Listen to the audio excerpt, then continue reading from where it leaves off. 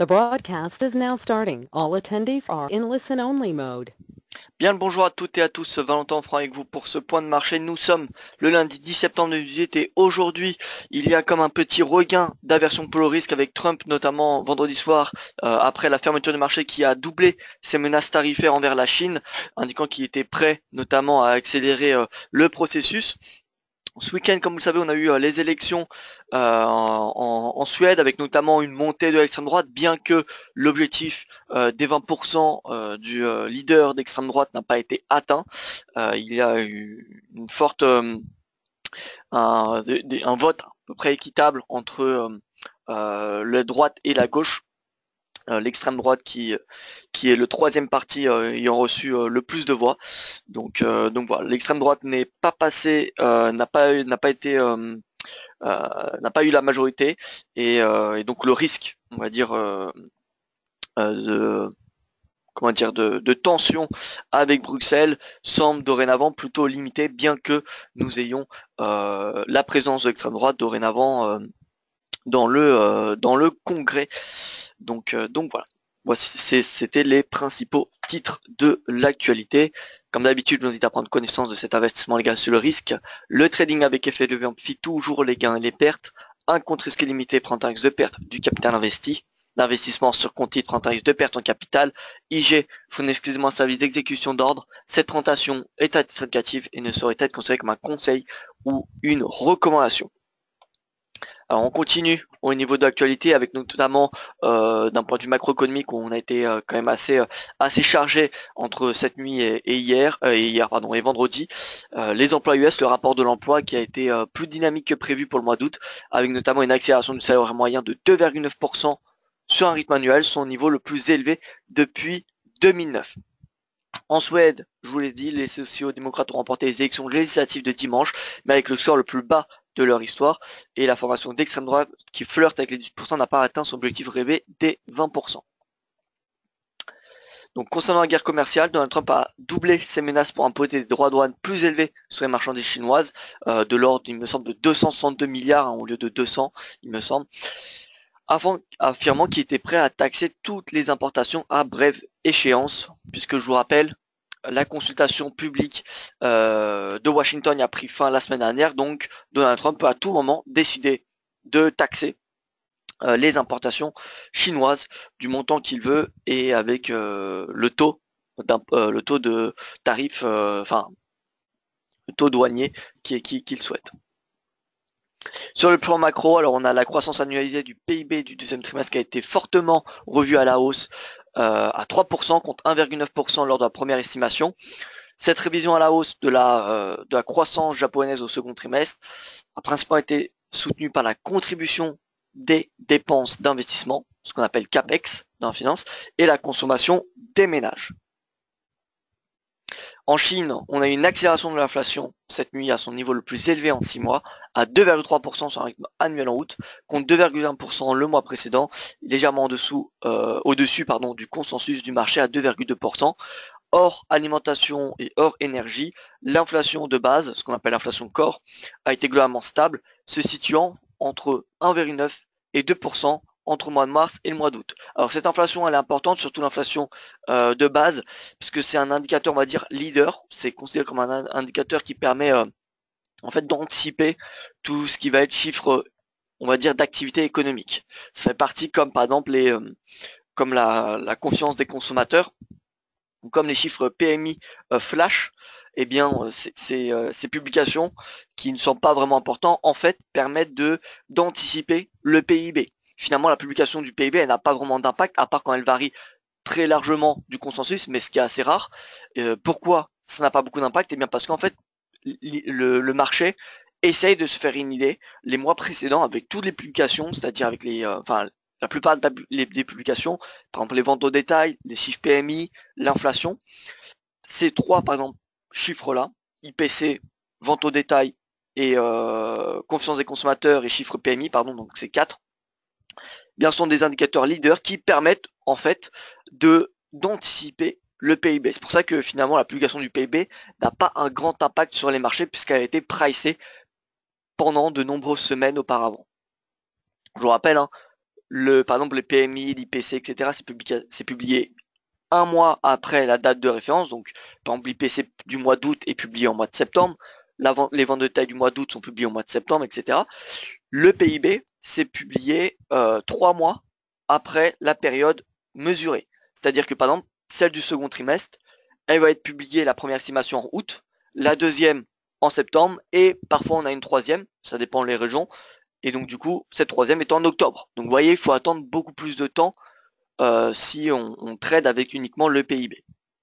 Donc c'est pour ça qu'il faut suivre quelques indicateurs outre l'IPC, le PIB et le taux de chômage. On pourrait croire que c'est les plus importants, mais en fait, c'est pas ceux vraiment qui ont le plus d'impact, à part si bien évidemment ces chiffres, ces publications varient, divergent énormément des consensus. Pardon. Au niveau donc de la Chine, je vous l'ai dit, on a une accélération de l'inflation, mais l'inflation de base finalement reste, on va dire, stable sur les 6 derniers mois entre 1,9 et 2%. Et en France, vendredi, on a eu la production industrielle qui a augmenté de 0,7% en juillet, dépassant les attentes consensuelles à 0,2. La production de biens d'investissement a été soutenue au cours des 2 dernières périodes, ce qui témoigne d'une dynamique économique plutôt saine. Voici le résumé des séances américaines et asiatiques. Alors, on a eu une hausse du dollar vendredi suite au très bon rapport de l'emploi américain. Alors, qu'en tirer de ce rapport de l'emploi? Eh bien écoutez, finalement pas grand chose, hein. On a toujours le marché qui anticipe 2 hausses des taux pour d'ici la fin de l'année, donc septembre-décembre. Septembre-décembre, donc hausse des taux. On a une réserve fédérale qui devrait continuer à les augmenter progressivement l'année prochaine. Donc voilà, ça n'a pas changé clairement la psychologie des marchés, bien que ça ait provoqué un certain rebond sur le dollar. Les marchés actions sont en baisse en raison des tensions commerciales. Ce matin, on a le rendement du 10 ans américain qui perd un point de base, le yen qui est en hausse, plus 0,21%, le gold en baisse puisque le dollar augmente également, le Nikkei plus 0,30 et le Hang Seng, le marché chinois qui souffre énormément de cette guerre commerciale, le marché chinois qui a perdu peut-être au moins 25% de sa capitalisation boursière depuis le début des différents commerciaux en début d'année. Donc voilà, le marché chinois est clairement baissier. Et finalement, tant que ce marché est baissier, ça montre assez bien la tendance qu'il faut suivre sur marché émergent et marché commodities. Voilà.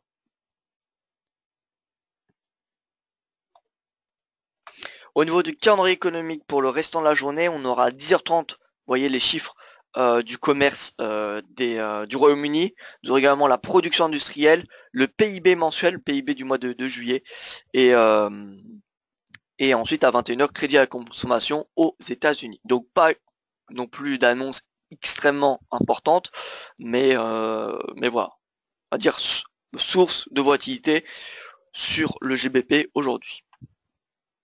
Alors je vais saluer la salle de trading. Alors bonjour à tous, nous dit Raymond. Eh bien écoutez Raymond, bonjour à vous, j'espère que vous avez passé tous un bon week-end. Frédéric, bonjour, Didier, François également. Didier, j'ai reçu l'invitation pour la soirée IG du 20 septembre à Paris. Alors, tac, je vois pas la question. Alors, je vais augmenter cette boîte de... Voilà. Est-ce que vous et Yoav serez présents? Alors non, nous ne serons pas présents à la soirée IG du 20 septembre à Paris, Didier. Un conseil, si je peux me permettre, beaucoup de mes connaissances, soit clients IG direct, soit clients IG Paper, TCFD, ne viennent sur des fixes, car pour eux, c'est toujours un système de propriétaire. Si vous venez, vous aurez après bien plus de monde qui suivra vos webinaires. Alors c'est vrai. C'est vrai, écoutez, écoutez, peut-être la prochaine fois, du coup, de toute façon, ne vous inquiétez pas, il y a quelque chose qui va arriver prochainement. Un projet que je travaille dessus depuis maintenant plusieurs mois, en fait, depuis le début de l'année, que j'ai hâte de lancer, qui sera disponible tant pour les clients que pour les que pour le public. Et voilà, ça devrait sortir d'ici quelques semaines maintenant. Ça a été en développement, c'est en développement par des équipes informatiques. Et donc voilà, ça devrait sortir bientôt. Et j'espère que ça pourra faire connaître DailyFX et IG surtout DailyFX finalement à beaucoup de monde. Bonjour à vous Brice, bonjour Loïc, Didier, Ramsey, voilà, bonjour à vous tous. Donc écoutez, on va commencer avec le point technique. Enfin, on va poursuivre avec ce point technique, pardon. Le DXY, vous voyez, qui est en légère hausse. Néanmoins, si on regarde notre dollar index sur TradingView qui est équipondéré, il ne valide pas. Vous voyez, il n'a toujours pas dépassé finalement son plus haut du mois d'août. Il est toujours sous résistance, donc voilà. Moi, personnellement, j'ai une perspective, vous savez, une perspective baissière hein, sur le dollar. Tant qu'il ne clôture pas, on va dire, plusieurs séances, voire même plutôt un chandelier hebdomadaire au-dessus de cette oblique en rouge, cette oblique qui, je le rappelle, vient chercher tous les plus hauts, vous voyez, depuis depuis 2016 finalement. Et bien, tant qu'il n'y a pas le breakout, je reste baissier, puisque le potentiel me semble davantage se tourner à la baisse tant qu'il est sous résistance ce dollar. Le franc qui est assez fort, vous voyez, le franc qui est assez fort. Néanmoins, on a quand même pas mal, il me semble, d'excès. Regardez les bandes de Bollinger, par exemple, enfin, la situation du prix dans les bandes de Bollinger, le prix qui est quand même depuis récemment, depuis le début du mois d'août, au-dessus de ces bandes de Bollinger. Donc ça, c'est un signe d'excès.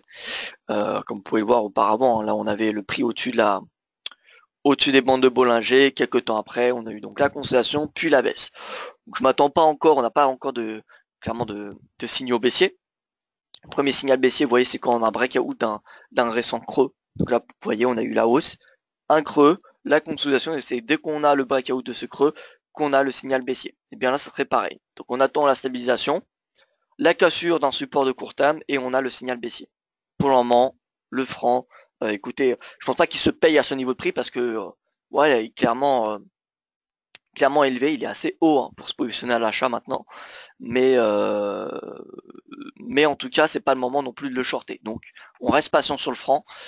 Personnellement, je reste neutre à court terme. Enfin, je n'ai pas de stratégie finalement à suggérer. L'AUD, bon, vous voyez, c'est clairement une tendance baissière hein, depuis le début de l'année. Donc tout rebond me semble être une bonne opportunité pour le shorter. Hein. Ça ne fait aucun doute. Tant que cette AUD-USD se situe sous cette oblique en bleu, qui matérialise très bien les conflits commerciaux entre les États-Unis et la Chine, tant que cette AUD-USD se situe sous cette moyenne mobile à 200 jours en noir, ou même sous son nuage Ishimoku, eh bien je resterai baissier. Donc tout rebond, et c'est finalement ce que j'aimerais voir, un rebond de l'AUD-USD, permettrait de se repositionner à la vente. Donc voilà. AUD, c'est pas une devise qui s'achète comme vous le savez, moi c'est une devise que j'apprécie globalement à vendre. Et donc voilà, actuellement je pense qu'on peut s'attendre à une petite consolidation. Vous voyez pareil, c'est cet indicateur de bande de Bollinger, qui illustre la situation, le positionnement du prix par rapport aux bandes de Bollinger. Bien quand il arrive sous zéro, c'est considéré comme une zone d'excès et vous voyez que généralement on a une petite consolidation. C'est peut-être la même chose qu'on peut s'attendre cette semaine. Une consolidation, voire même un rebond, si tel est le cas en tout cas, ça serait une opportunité pour shorter l'AUD.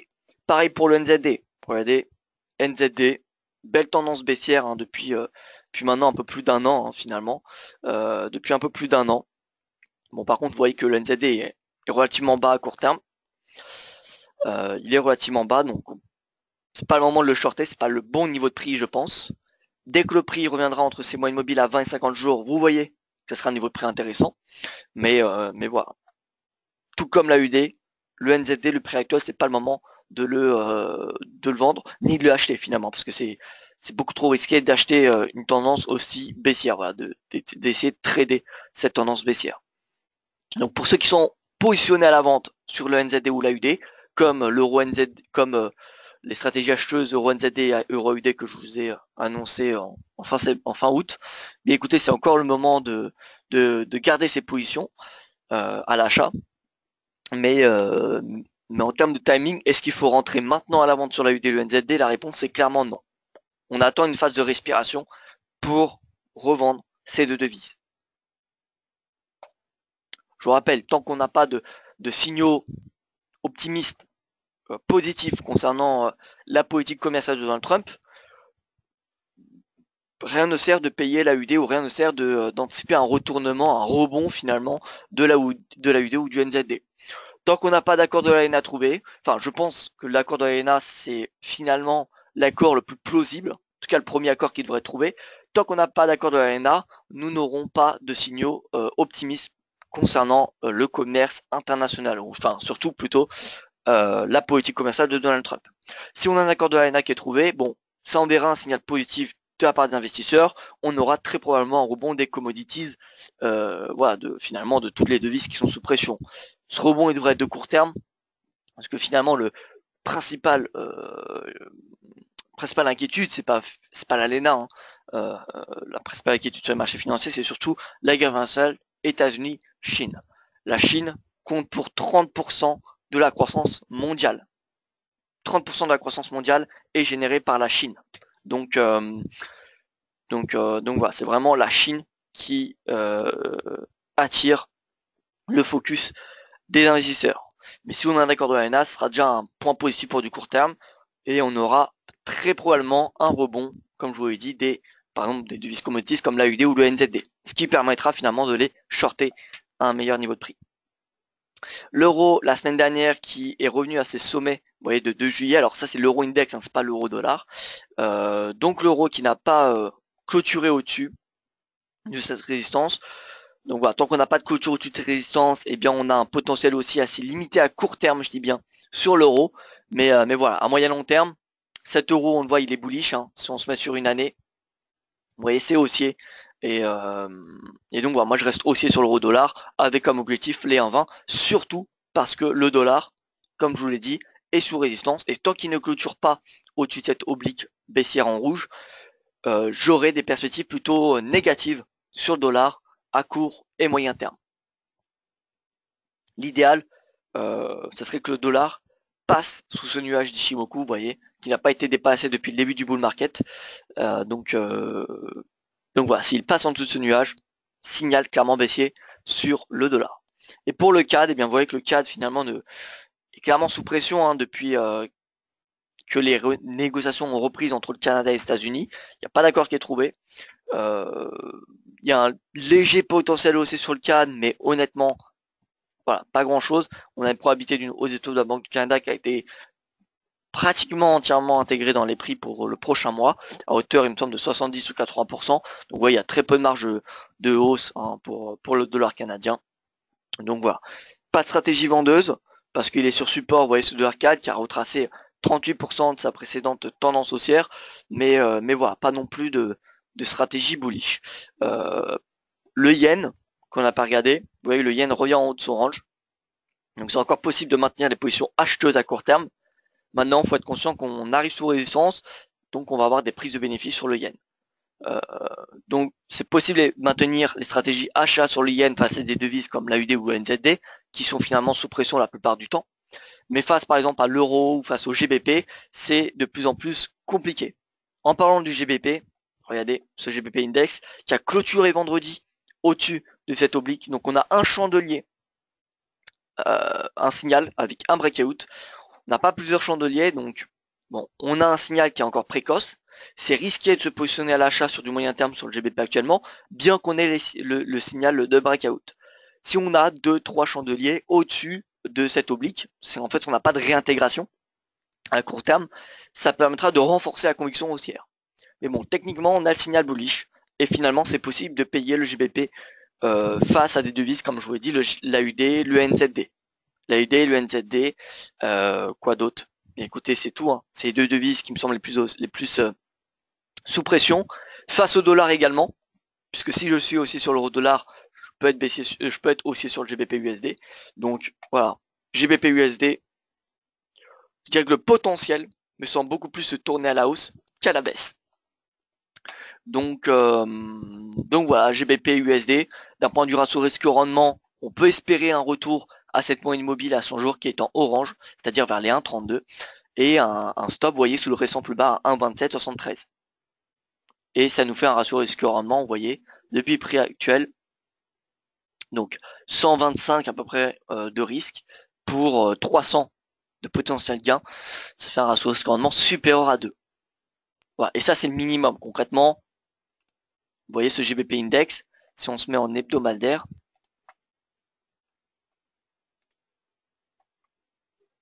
vous voyez, on a un potentiel haussier clairement jusqu'à 1,5565. Pourquoi? Eh bien, fondamentalement, ça s'explique par le fait qu'on a eh bien un regain d'optimisme hein, concernant ces négociations du Brexit entre le Royaume-Uni et l'UE. Hein. C'est, on va dire, cette dernière semaine, même la semaine précédente, on a eu un ton de plus en plus positif. On a une ouverture de la part des deux gouvernements, enfin des deux parties, hein, de la part de Bruxelles et de Londres. Donc voilà, ça permet au GBP de respirer et finalement, comme je vous l'ai dit, à court terme, court et moyen terme, la perspective se tourne davantage à la hausse qu'à la baisse sur le GBP d'un point de vue technique et fondamental. Donc voilà, aussi sur le GBP, je pense que le potentiel me semble encore une fois beaucoup plus se tourner en faveur d'une hausse qu'une baisse, bien qu'on n'ait pas encore les signaux suffisants, j'ai envie de dire, enfin, oui, rassurants pour le GBP USD, parce que vous voyez, finalement, cette moyenne mobile en verte, cette moyenne mobile à 50 jours qui fait office de résistance depuis le début de la tendance baissière, eh bien, n'a pas été dépassée la semaine dernière. Mais bon, si on attend les cassures de 1,30, finalement, si on attend la cassure de 1,30 et qu'on met un stop sous le précédent plus bas, ça fait 250 pips de risque, ouais, enfin 217 pardon, pour 210, ça fait un ratio risque-rendement de 1, soit pas très intéressant. Hein. Le minimum à s'intéresser, c'est un ratio risque-rendement de 2. Et là, c'est ce que nous avons au prix actuel. Stop sous le précédent plus bas, direction la moyenne mobile. Donc c'est ce que nous allons tracer finalement devant, voilà, devant vous. Hop.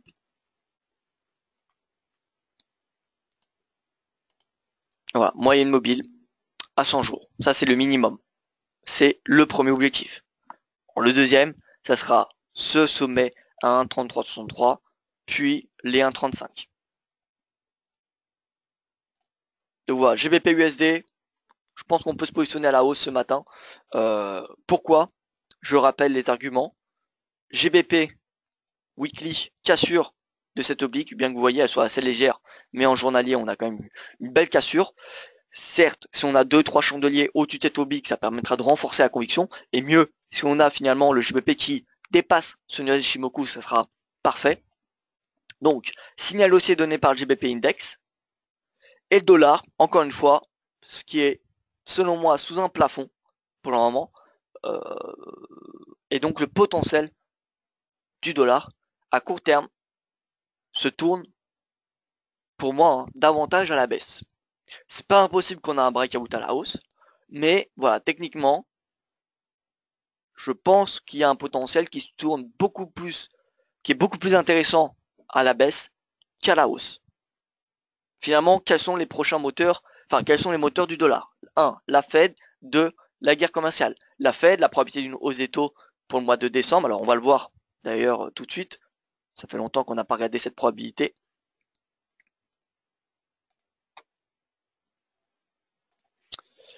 Excusez-moi, hop.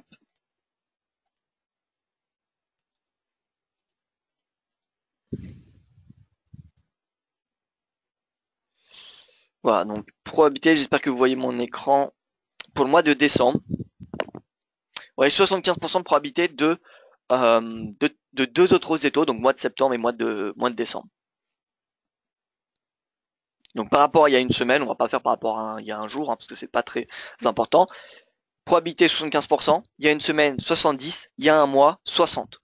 Donc vous voyez, cette probabilité augmente. Donc finalement, le marché qui intègre de plus en plus cette hausse des taux. Donc à mon avis, on va avoir un dollar qui va rester assez fort jusqu'à la Fed. La Fed qui, je vous rappelle, c'est le 25 septembre, hein, il me semble, alors calendrier des banques centrales, Fed, 26 septembre, pardon.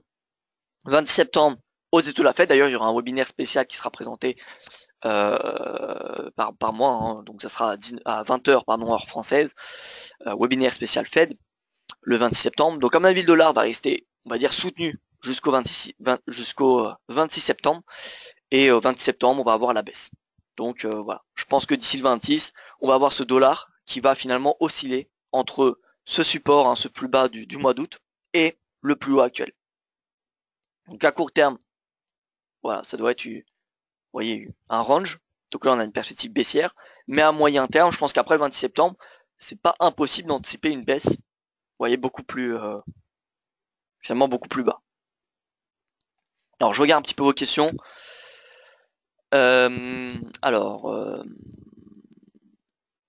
Euroid toujours bullish à votre avis? Oui, Frédéric. Alors on va faire un tour d'ailleurs sur ces trades, hein, que je vous avais que j'avais suggéré, donc vous voyez le 22 août. Donc l'objectif à 1,62 a été atteint.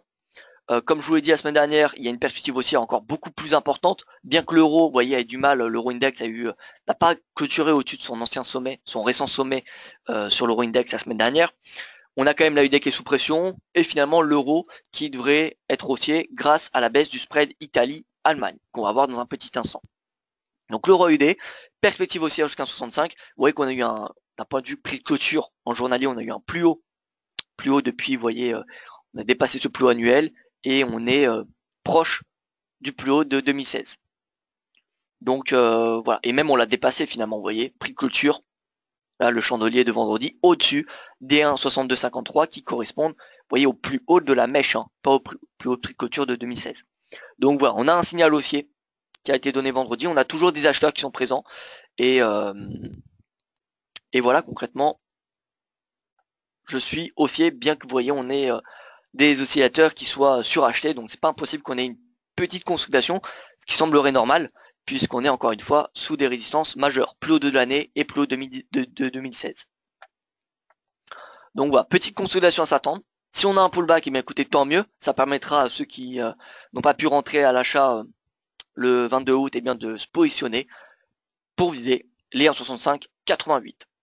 Invalidation des stratégies acheteuses sur l'euro, quelles qu'en soient les paires, c'est si l'euro-dollar passe sous 1,15. Si l'euro-dollar passe sous 1,15, c'est-à-dire que le dollar index, et que ce soit le DXY ou notre dollar sur TradingView, eh bien, a dépassé sa résistance. Et dans ce cas-là, il faudra acheter le dollar et vendre l'euro.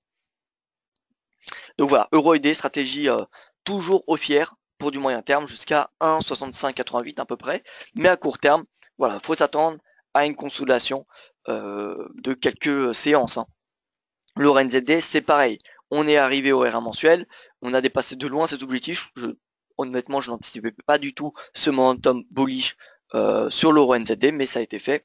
Si on se met sur de l'hebdomadaire, alors l'hebdomadaire, vous voyez que la prochaine résistance finalement c'est celle-ci, c'est celle de septembre 2015 à 1,80 à peu près. Finalement c'est le seuil psychologique des 1,80. Donc ça c'est l'idée. Dans l'idée, il faut qu'on vise cette résistance sur du moyen terme, en fait d'ici les prochaines semaines finalement. D'ici les prochaines semaines, ça sera atteint.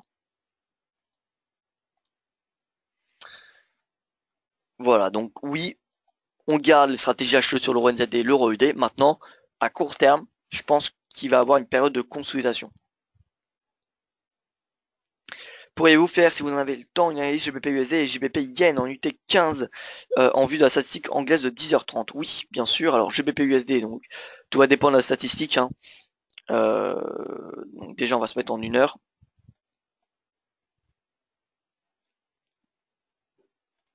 Alors moi, ce que je vous invite à faire pour avoir des niveaux de support de résistance simplement et assez rapidement en intraday, c'est finalement les points pivots.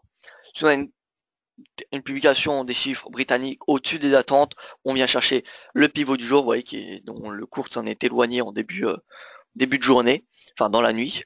Donc pivot du jour 1,2951 comme résistance, S1 qui sera atteint si on a des décevants chiffres britanniques. Ça c'est pour du horaire, et en 15 minutes, bien c'est pareil, hein, vous voyez, en 15 minutes, tac, oscillateur, on n'a pas de signaux. Bon, à court terme, on a une hausse, comme vous pouvez le constater. Mais voilà, on n'a pas non plus, j'ai envie de dire, des signaux majeurs. Hein. Là, on est à l'ouverture de la séance européenne. Il faut savoir, dès qu'on a une hausse de la volatilité qui est provoquée soit par des chiffres macro ou soit par l'ouverture des séances, les oscillateurs sont un petit peu biaisés parce que finalement, on change d'environnement et donc le calcul des précédentes périodes n'est plus, comment dire, cohérent avec les récentes périodes. Comme quand on a un NFP, finalement, quand on a un NFP, le stochastique, les oscillateurs ne servent à rien. Voilà. Parce que c'est plus du tout le même marché qui est tradé entre le moment où il y a la publication et le moment d'avant. Le moment d'avant, on avait une consolidation, on va dire à 5 pips près, vous voyez, enfin dans un range de 5 pips. Alors j'exagère un petit peu, mais c'est pour vous donner un ordre d'idée. Et que dès qu'on a la publication, on fait un plus ou moins 100 pips. Donc c'est pas du tout le même environnement. Les oscillateurs ne sont pas très efficaces lorsqu'on a un changement d'environnement. Donc quand on passe d'une session à une autre ou quand on a une statistique macro majeure. Donc là, on est à l'ouverture de la séance européenne. Du coup, ces oscillateurs ne sont pas très intéressants. Il faut attendre finalement que, vous voyez, le stochastique, par exemple, ça prend 15 périodes. Donc, il faut attendre 15 périodes pour que cet oscillateur reprenne de la cohérence. Parce que, voilà, ça reprendra finalement les chiffres depuis le début de ce nouvel environnement. Donc là, les oscillateurs, on ne peut pas vraiment les utiliser parce qu'on est au début de cette ouverture. Donc voilà. Là, on vient chercher soit le pivot du jour, si on a des bonnes statistiques britanniques, et ou alors on vient chercher le S1 aujourd'hui si on a des décevants chiffres. Petite question sur votre RSI, quelles sont ces périodes 20? Alors ça, c'est pas le RSI qu'on a ici, c'est bande de Bollinger. Alors en fait, c'est le positionnement du prix par rapport aux bandes de Bollinger. Au-dessus de 100, c'est-à-dire que le prix est au-dessus de sa bande supérieure de Bollinger. À 50, le prix est à sa moyenne mobile à 20 jours. Vous savez que les bandes de Bollinger, c'est quoi? C'est une moyenne mobile à 20 jours accompagnée de deux écarts types qui forment la bande supérieure et la bande inférieure. Donc 50%, c'est le milieu de la bande de Bollinger, donc c'est la moyenne mobile à 20 jours. Voilà. Donc quand cette courbe est à 50, c'est-à-dire que finalement le prix est à sa moyenne mobile à 20 jours. En dessous de 0, on a le prix qui est en dessous de sa bande de Bollinger inférieure. Comme vous savez, en théorie, bande de Bollinger avec deux écarts types, c'est comme un indicateur de surachat ou de survente, puisque 95% du prix, en théorie, est compris dans les bandes de Bollinger. Donc si on a une baisse sous 20 ou sous 0, on estime qu'on a une période d'excès. Et même au-dessus de 80 ou au-dessus de 100. Voilà. Mais comme tout oscillateur, dès qu'on a un changement d'environnement, quand on passe d'une séance à une autre, les oscillateurs, les indicateurs de volatilité ne sont plus vraiment cohérents. Voilà, ne sont plus vraiment utiles pendant les premières périodes. Donc voilà, là on a les bandes de Bollinger et la droite en noir qui est un petit peu plus foncée, j'ai simplement ajouté une moyenne mobile à 5 périodes pour un petit peu lisser le tout. Et ici on a un stochastique, donc on n'a pas de RSI devant nous.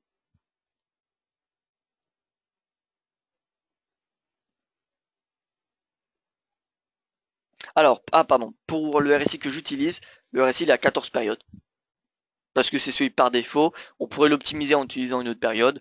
Mais voilà, 14 périodes, c'est celui que j'utilise. Si vous voulez trader le RSI, avoir un petit peu plus de signaux, vous utilisez le RSI à 7 périodes. Le RSI à 7 périodes, c'est le RSI de court terme finalement. Donc si vous voulez plus de signaux, si vous faites voilà, des stratégies finalement de plus court terme, RSI 7 périodes. Si vous faites plutôt du swing, si vous voulez moins de signaux, mais normalement de meilleure qualité, vous utilisez celui à 14 périodes.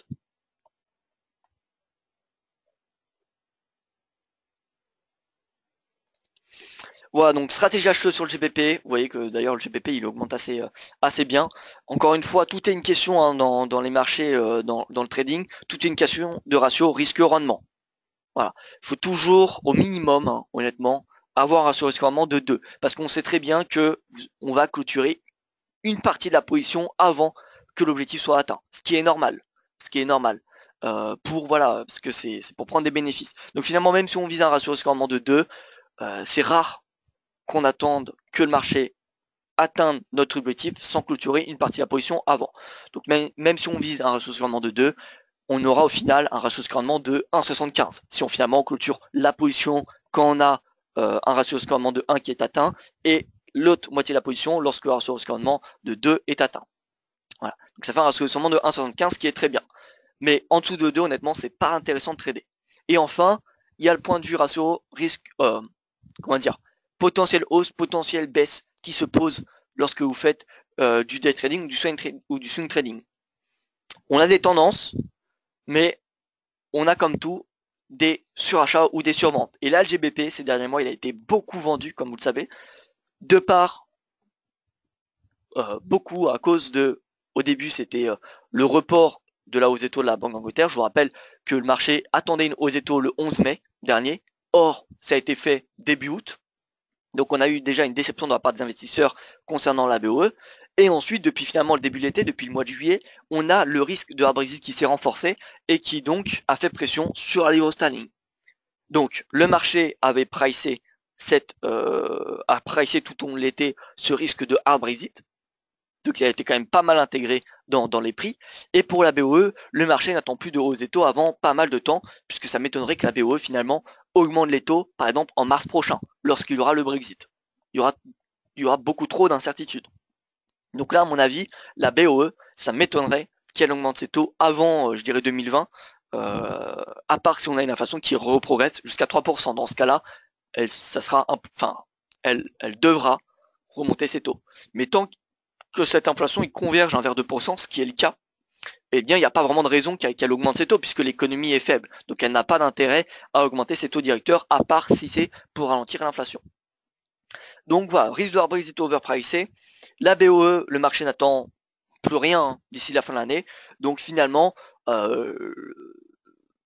est-ce que on va avoir un scénario de hard Brexit qui va se renforcer, ou au contraire, l'idée qu'il va y avoir un soft Brexit? Eh bien, depuis la semaine dernière, on a plutôt cette idée qui revient en tête. C'est-à-dire qu'on aura un accord qui va être trouvé d'ici la mi-octobre.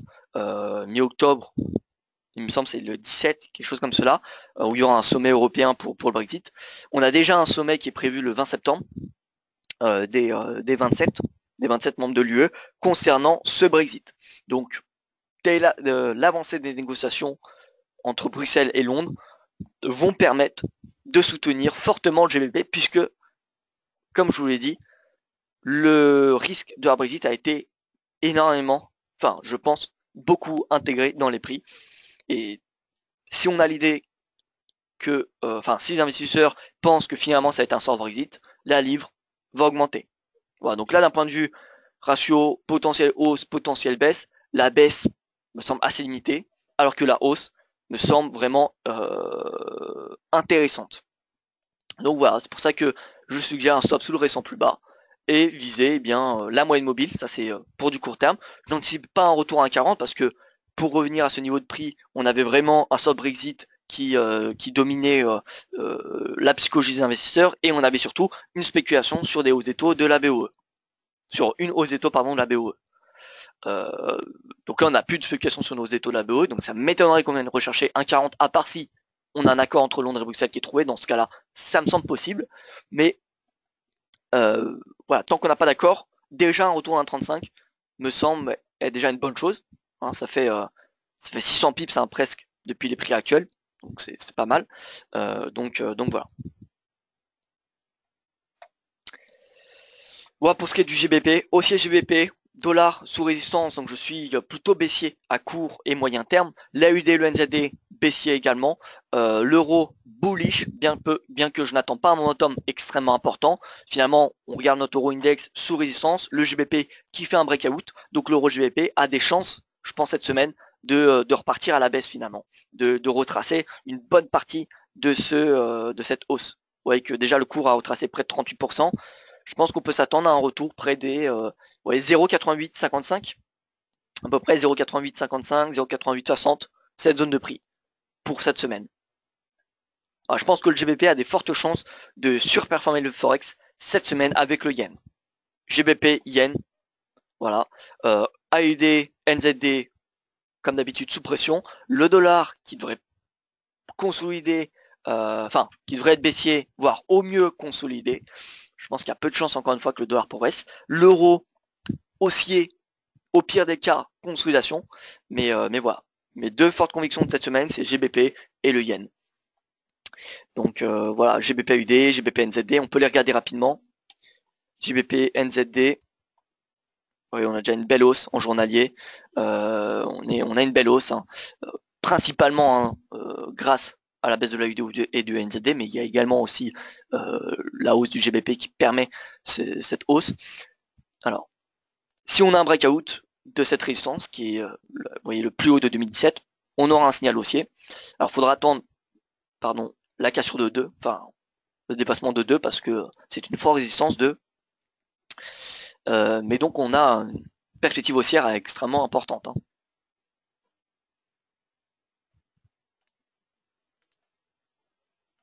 Vous voyez là, on teste les 38% finalement. Échec le 27 novembre, échec le 28 avril, et là on reteste les 38%. Si on a un breakout de ce niveau-là, et même de 2, signal haussier jusqu'à 2,08. Donc ça c'est le GBP NZD, GBP AUD. En fait, l'AUD et le NZD, concrètement, ça se vend face presque à toutes les devises. Hein. Que ce soit même GBP avec le Brexit, enfin, AUD, NZD, c'est les devises les plus sous pression depuis le début de l'année. Si vous regardez d'ailleurs, on avait regardé ça déjà la semaine dernière, si on regarde performance Forex, déjà depuis le début de l'année, devise à plus baissière, oula, ah oui, ça s'est bien accentué depuis la semaine dernière, AUD, moins 11% face au dollar depuis le début de l'année, NZD moins 10%, c'est énorme hein, pour une devise, 10% c'est beaucoup. Hein. Le CAD perd 8%, vous voyez l'USD CAD prend 8,45, donc si on inverse, si on fait CAD USD, c'est moins 8,45. L'euro en perd 4, le GBP en perd 2, le franc en perd 2,68 et le yen en perd 2,91. Donc voilà, NZD, AUD, on voit bien les deux devises Como et les deux devises qui sont particulièrement exposées à la Chine, eh bien, sont les plus baissières depuis le début de l'année. Si on fait depuis le quart, depuis ce trimestre, pardon, NZD moins 7%, AUD moins 3%. Donc encore une fois, NZD, AUD qui sous-performe. Performance du mois, AUD moins 2,68, NZD moins 0,74. Voilà, donc je pense qu'on est tous d'accord pour dire que pardon, c'est ce que j'avais mis, c'était perf year to date. Oui, donc c'est bon. Donc pardon, c'était ce que j'avais mis, c'était performance de l'année, moins 10 et moins 11%. Donc sur 12 mois glissants. Donc vous voyez que finalement, AUD, NZD, que ce soit à court, moyen, long terme, ces deux devises sont clairement baissières. Donc que ce soit face au l'euro, face au dollar ou face au GBP, ça se vend concrètement. Donc voilà, GBP AUD, dans l'idée, on vient chercher un retracement important de cette tendance baissière. Vous voyez 50%, c'est les 1,89. Je pense que c'est possible de viser ce niveau de prix sur du moyen terme. Et d'ailleurs, on a un signal de breakout hein, la semaine dernière, sur ce moment journalier. Vous voyez, on a le breakout des 1,80. Là, à court terme, on vient chercher ce seuil qui est le récent sommet du 18 avril.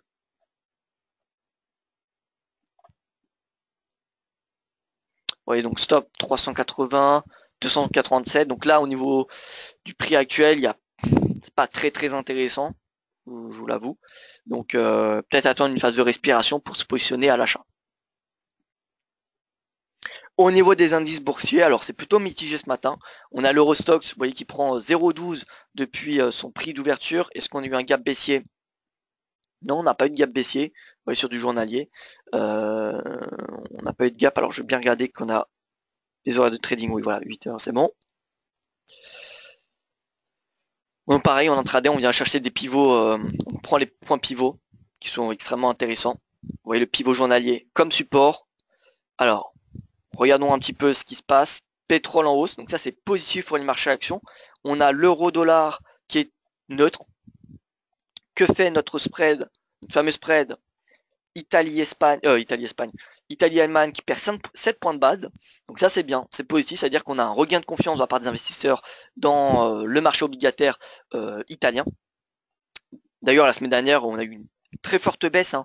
On a eu ce spread qui est revenu à ces niveaux de début août, ce qui est une bonne chose. Hein. Ce qui est une bonne chose. Vous voyez, on a une forte baisse de ce spread Italie-Allemagne la semaine dernière. Tant que la tendance est baissière, ça devrait soutenir les marchés européens, que ce soit l'euro, les marchés actions ou le marché obligataire. Voilà. Donc voilà. Tant que ce spread est orienté à la baisse, on a un certain degré de positivité sur le marché européen, mais comme vous le savez, les marchés actions européens sont beaucoup plus corrélés aux marchés émergents à court terme que ce fameux spread. Donc c'est bien de regarder ce spread parce que c'est également un facteur d'influence des marchés actions européens, mais on a également la situation des marchés émergents. Et là, les marchés émergents, donc la Chine est en baisse. Il faut savoir que le MSCI Emerging Market, donc le MSCI des marchés émergents, c'est un petit peu la référence finalement des marchés émergents. À peu près 25 ou 30% de cet indice est composé d'actions chinoises. Hein. Si on regarde MSCI Emerging Markets, vous voyez, donc là on a tac, le MSCI des marchés émergents, et on a 30% voyez, de Chine. Donc si la Chine est en baisse, finalement, voilà, on va avoir le marché émergent qui, on va avoir le MSCI qui va être tendu, extrêmement tendu. Surtout que voilà, c'est pas non plus vous voyez Corée du Sud qui est c'est clairement corrélé à la Chine. D'ailleurs, si on regarde alors les indices, tac tac, alors on va regarder ici, futur indice. Alors je ne veux pas regarder cela.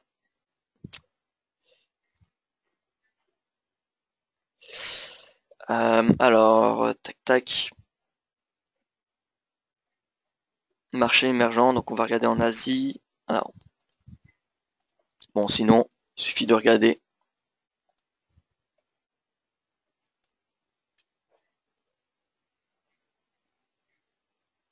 Voilà. MSCI Emerging Market, donc là c'est un ETF, mais bon c'est quand même pareil. Hein. Si on se met sur du journalier, vous voyez la tendance est clairement baissière hein, depuis le début de l'année. On a certes des oscillations, mais vous voyez que c'est baissier. Donc faut s'attendre à une baisse. Tant que la tendance est baissière, concrètement faut plutôt shorter les marchés émergents. Et tant qu'il y a des pressions commerciales de la part de Donald Trump, les marchés émergents continueront d'être sous pression. Donc voilà. Et en plus de ça, on a eu la crise en Turquie, en Argentine, en Afrique du Sud, on a quelques tensions. Voilà. Donc on a non seulement les tarifs douaniers, mais on a surtout ces marchés émergents qui sont de plus en plus sous pression d'un point de vue monétaire, puisque la Fed remonte ses taux. Étant donné que la Fed remonte ses taux, et que vous savez, les marchés émergents ont une exposition au dollar extrêmement importante, sont extrêmement influencés par le dollar. Donc, qui dit hausse des taux de la Fed, dit dollar en hausse, et donc les marchés émergents qui deviennent moins rentables. Pour les investisseurs étrangers. Or, vous le savez, les marchés émergents ont besoin d'investisseurs étrangers. Donc, finalement, les banques centrales n'ont qu'une, banque centrale de marché émergent n'ont qu'une possibilité, lorsque la Fed augmente ses taux, c'est de les augmenter également. Et ce qui fait pression également sur l'économie, parce que finalement, si les banques centrales et les marchés émergents augmentent leurs taux, c'est beaucoup plus compliqué à ce que l'investissement domestique augmente. Parce que qui dit hausse des taux dit baisse des conditions de crédit beaucoup plus tendues. Voilà, donc marché émergent en baisse. Donc voilà, même si on a ce spread qui est en baisse, finalement le marché action européen devrait rester sous pression. Ce qu'il faut regarder encore une fois, c'est cette corrélation. Je vais le mettre donc FY11. Voilà. Donc là nous avons l'Eurostoxx 600. L'Eurostoxx, pardon. Le Stoxx 600, parce que c'est pas que la zone euro, c'est toute l'Europe. Hein. On a la Suisse là-dedans, on a la Pologne, on a le Royaume-Uni également dans ce Stoxx. Donc là finalement c'est l'Europe. Hein. Ici ce qu'on a, c'est l'Europe, les marchés actions européens et non pas que de la zone euro. Et on va mettre des indicateurs de corrélation rapidement. Hop, donc là on va mettre IT 10 ans moins. Donc le 10 ans italien moins le 10 ans allemand. Et on va mettre celui avec le MSCI Emerging Markets.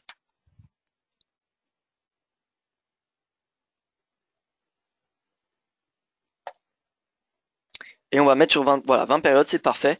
20 périodes, c'est court terme, hein, c'est un mois, 20 périodes en bourse. 20 périodes sur un graphique journalier, 20 jours, c'est voilà, c'est un mois. Et vous voyez qu'il y a corrélation finalement entre le MSCI Emerging Market et le Stoxx 600, 82%, alors que la corrélation entre le spread Italie, Allemagne et le Stoxx 600 est de 52. Donc ça veut dire que la situation est émergente, et vous voyez qu'en durée, il est beaucoup plus fiable depuis le mois de juillet finalement. La corrélation est beaucoup plus importante de la part des émergents qu'avec ce spread. Donc ça veut dire que plus que ce spread, pour les marchés à actions européens, il faut regarder la situation des marchés émergents. Et tant que les marchés émergents sont sous pression, on va voir les marchés à actions européens qui seront sous pression. Voilà. À part si finalement ça se spread cette corrélation qui passe sous zéro, dans ce cas-là, on pourra ignorer cette information. Mais voilà, tant que cette corrélation est positive, et ce qui est le cas, hein, vous voyez depuis le mois de juillet, elle reste globalement stable au-dessus des 80%. Et tant que cette corrélation est au-dessus de 80%, et bien voilà, les marchés émergents, les marchés européens seront sous pression, bien qu'on ait ce spread qui augmente. Finalement, la baisse de ce spread, va permettre de soutenir légèrement les marchés européens, mais ne va pas permettre un rebond majeur, puisqu'on a les émergents qui font pression.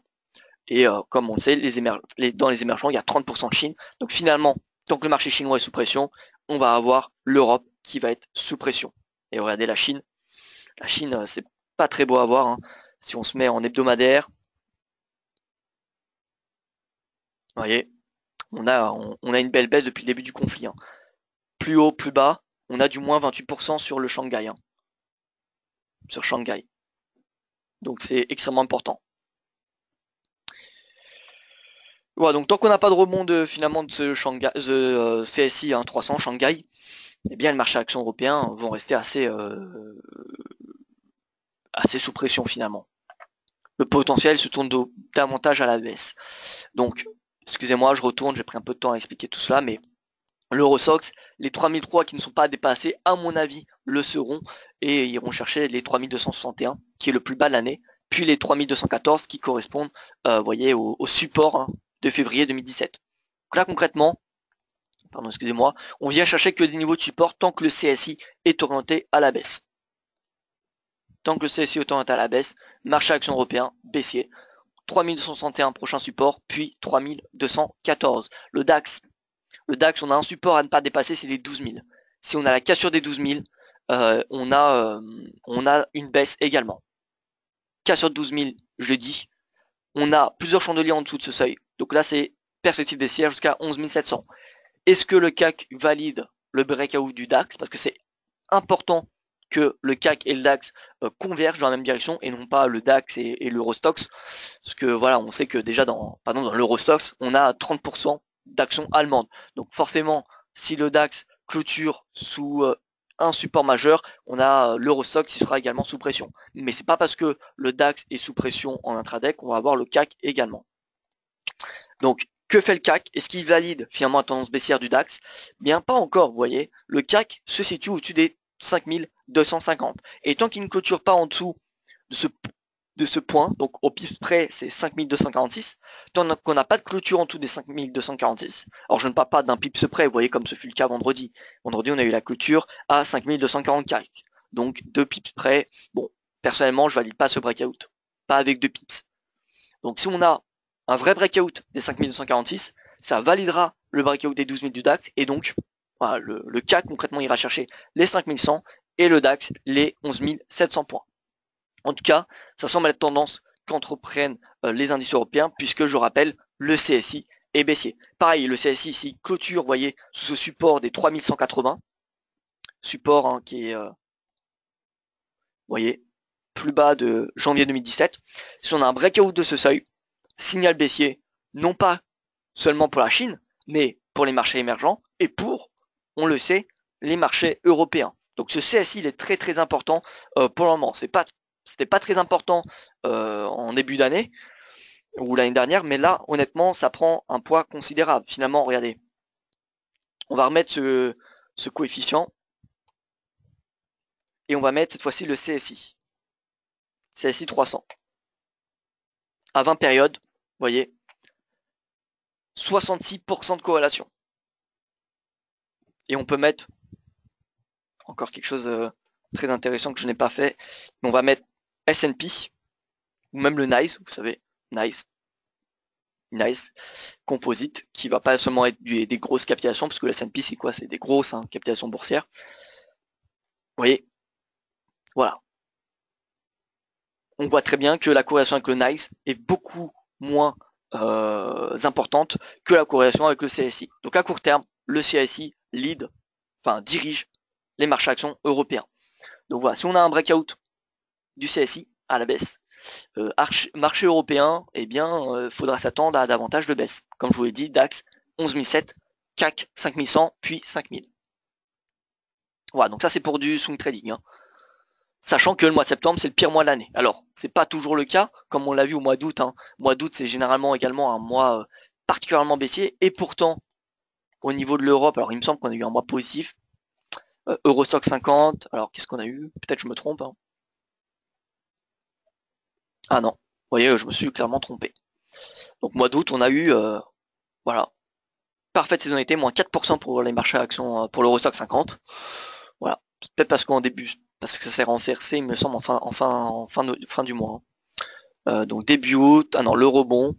Oui, non, donc en fait, c'était tout le mois d'août, vous voyez, saisonnalité parfaite. Mois d'août, mois de septembre, c'est généralement les 2 pires mois pour les marchés à actions européens. Ça reprend, enfin pour les marchés à actions mondiaux, pardon, ça reprend en mois d'octobre. Généralement, fin septembre, début octobre, c'est le point bas qui est fait et c'est reparti jusqu'à avril de l'année prochaine. Donc voilà, perspective baissière sur les marchés à actions européens à court terme. Court terme, même pour le mois finalement. Et au niveau des commodities, alors je fais un tour rapidement parce que ça fait déjà 57 minutes que nous sommes ensemble. Le cours de l'or qui, vous voyez, se stabilise à 1200$. Encore une fois, je suis bullish. Je suis bullish comme la semaine dernière. Pourquoi? Eh bien parce que, voilà, le dollar index, je le rappelle, il est sur résistance et donc j'ai une perspective baissière tant qu'on n'a pas de breakout de plusieurs chandeliers au-dessus de cette oblique en rouge. Voilà, donc tant qu'on a le cours sur cette oblique, pour moi la perspective du dollar est baissière à court terme et donc haussière sur l'or. Et donc premier objectif 1214, stop sous le précédent plus bas, vous voyez, à court terme, ça peut être une bonne stratégie. Vous voyez, on est au prix actuel, stop sous 1189, donc à peu près, vous voyez, 5,52$ pour un potentiel gain de 18,98. Donc là, on a un ratio vraiment supérieur à 3. Ça peut être intéressant. Ça peut être très intéressant même. D'ailleurs, on va le noter. À noter, vous voyez, regardez comment cette moyenne mobile à 200 périodes sur graphique 4 heures est extrêmement importante. Résistance, résistance, résistance. Donc là, voilà, objectif haussier pour la semaine, 1214. Pour la semaine, l'euro-dollar, moi je le vois, vous voyez, donc il est revenu là au pivot mensuel. Là, ça me semble un très très très bon prix d'achat pour viser les 1,1733. Et le JBP, donc je vous l'ai dit, moyenne mobile. Bon, ça va pas être moyenne mobile à 100 jours qui est juste ici. Ça va pas être pour la semaine, évidemment. Pour la semaine, on vient chercher le récent sommet à 1,3043. Voilà, donc pour la semaine, tac, ce seuil. Et pour du moyen terme, on vient chercher la moyenne mobile, donc on ne voit pas ici, parce qu'il faut aller sur le graphique journalier. Mais voilà. Donc 3 objectifs haussiers, 3 qui reposent sur la vente du dollar. Et pour le pétrole, alors pétrole, c'est compliqué en ce moment parce que, bon, c'est baissier, mais on a, comme vous avez pu constater, suivre peut-être, on a pas mal d'ouragans en Atlantique qui se dirigent vers le Texas. Pour le moment, on en a une, je ne me souviens plus c'est quel nom, qui est simplement de magnitude 1. Alors, je ne suis pas spécialiste de la météo, donc je ne sais pas vous dire les détails, qui est de taille 1, magnitude 1, et qui pourrait atteindre magnitude 4, ce qui est important sur cette échelle, d'ici donc la mi-semaine.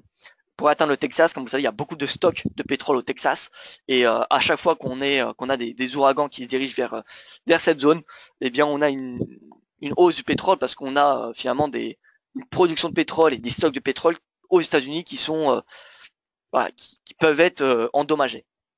Donc voilà, généralement on a une hausse des cours de pétrole quand on a ces ouragans, tornades, voilà, ce genre de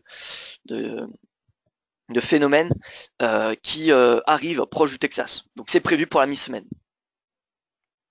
Donc voilà, c'est pas impossible qu'on ait ces cours de pétrole qui soient haussiers jusqu'à la mi-semaine. Il ne faut pas sous-estimer ces facteurs météorologiques sur les cours de pétrole. Surtout face au Texas. Face à l'Europe, il n'y a pas.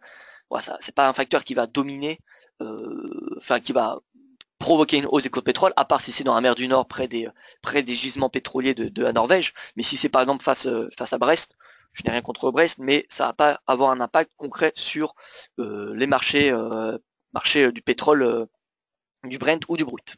Mais là où est la production finalement mondiale, c'est où? C'est Norvège, mer du Mexique et dans le Moyen-Orient.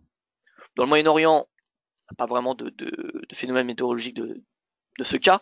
En Norvège, c'est très rare.